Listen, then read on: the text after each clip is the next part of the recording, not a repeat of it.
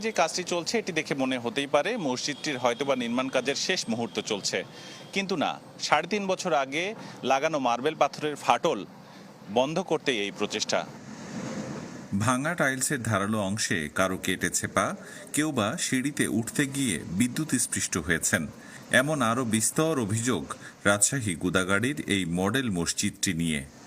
এই মসজিদটি উদ্বোধনের পরে অনেক কাজ রেখে যায়, এই কাজগুলো এখনও পর্যন্ত অসম্পূর্ণ রয়েছে। তবে বিশেষ করে মসজিদ আস্তে আস্তে এমন কিছু সমস্যা দেখা দিয়েছে যা মুসল্লিদের জন্য খুব প্রাণহানি হওয়ার আশঙ্কা রয়েছে। যেটা আপনার লাইন দিয়েছে, ওই লাইনের ওখানে ধার, ওখানে পা কাটে যাওয়ার মতন হয়ে যায়, যা মুসল্লিদের পায়ের যা চাপে ওটা দাবিয়ে দেওয়া হয়েছে। সিঁড়ির ওপরে যেটা, ওখানে বৃষ্টি হলে পানি জমে যায়, জমে যাওয়ার পরে মেলা রকম আর ফিকরা।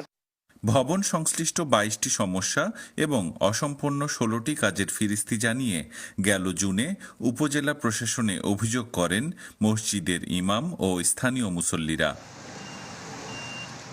উপজেলা নির্বাহী কর্মকর্তা জানান, বিগত সরকারের মেয়াদে প্রকল্পটির কাজের মান নিয়ে প্রশ্ন আছে নানা মহলে। এখন যতটা পারা যায় চেষ্টা চলছে সংস্কারের।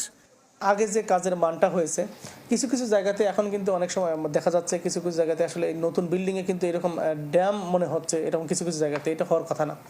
তো এটা আমি ইঞ্জিনিয়ার সাহেবকে বলছি, তো ওনারা বেশ কিছু ব্যাখ্যা দিয়েছেন। হয়তো ওনারা ইঞ্জিনিয়ারিং যেসব বিষয়গুলো আছে এগুলো দেখে হয়তো ওগুলো রিপেয়ার করে দিবেন। রিপেয়ার করে দিলে আশা করি হয়তো সমাধান হতে পারে।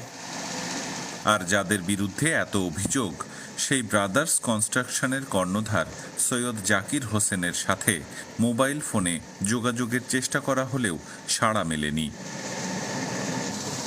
এরই মধ্যে মসজিদের মেরামতের কাজ শুরু হয়েছে। আবরার শাইর, চ্যানেল 24, রাজশাহী।